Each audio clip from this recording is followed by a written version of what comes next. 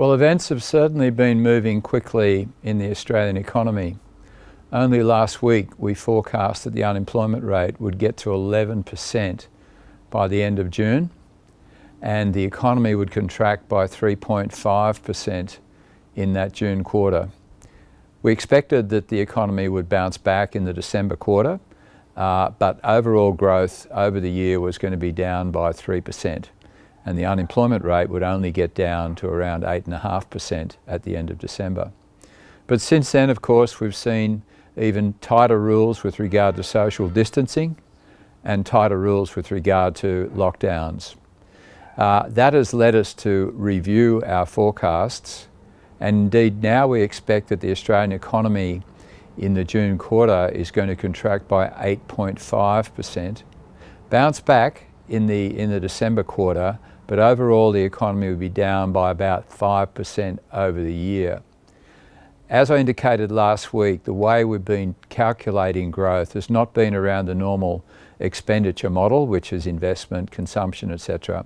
In these turbulent times, it's way too inaccurate to try and do it in that way. So what we've been doing is that we've been looking at various industries and calculating the hit to output for those industries. Those industries include retail, restaurants, accommodation, tourism, travel. Other industries such as construction, manufacturing and distribution will also be impacted, but not as severely.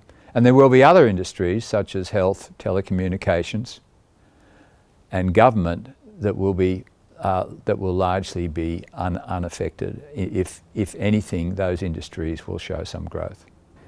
If we look at the impact on jobs from those particular growth forecasts, the numbers are very disturbing. So we would expect that the unemployment rate would lift to 17% at the end of June with a loss of 1.7 million jobs. Of course, there would be a bounce back in the December quarter where we would regain about 1 million jobs, but the unemployment rate would still be holding at around 10%. However, there has been a major game changer for the Australian economy, and that's the government's JobKeeper policy. Under that JobKeeper policy, businesses will be subsidised for $1,500 per fortnight to maintain their workers and to top up workers' payments. The policy will be available to companies whose revenue has fallen by 30% or more over the previous 12 months if their turnover is $1 billion or less, and 50% if their turnover is above $1 billion. These are bold moves and have been costed at $130 billion over the 6-month period for which the policies will be available. However, they will have a significant impact on the jobs outlook. As I said, before we saw those policies, we expected a loss of 1.7 million jobs out to the end of June. We've now revised that number down to a loss of 500,000 jobs. We thought the unemployment rate was going to reach 17%. We now expect that the unemployment rate will only go to 9%. The estimates are based upon the fact that we think 80% of businesses in the industries that are most adversely affected, including entertainment, travel, recreation, will qualify for these subsidies. And about 40% of businesses in other industries such as manufacturing, construction, distribution will also qualify.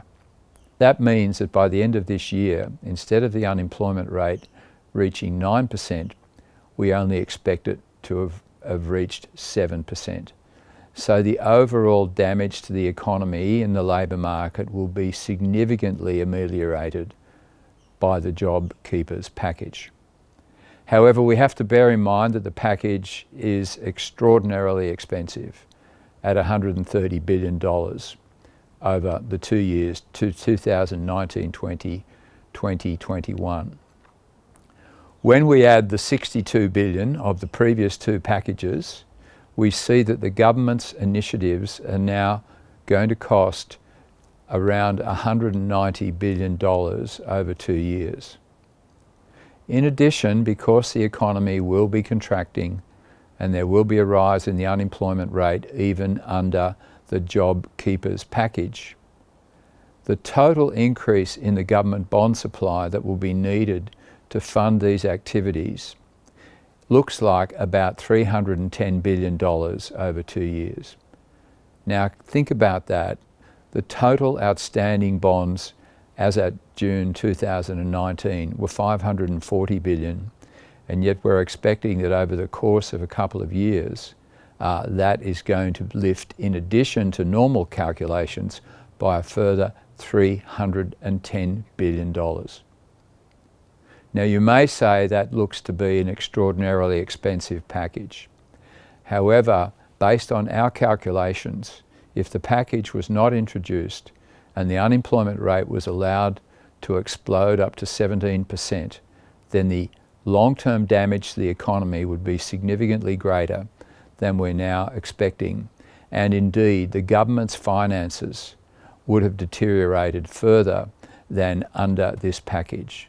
So we certainly do recognise that this package is going to help the Australian economy go through this particularly difficult period, come out the other side with certainly an unemployment rate around 7%, which will be above the current 5%, but will certainly mean that the damage done to the Australian economy that would have occurred given the policies that are needed to be implemented to deal with our health crisis will be much less. So we certainly do recognise the government's courage in introducing that policy, and we certainly do welcome the results that we expect to come through. Thank you.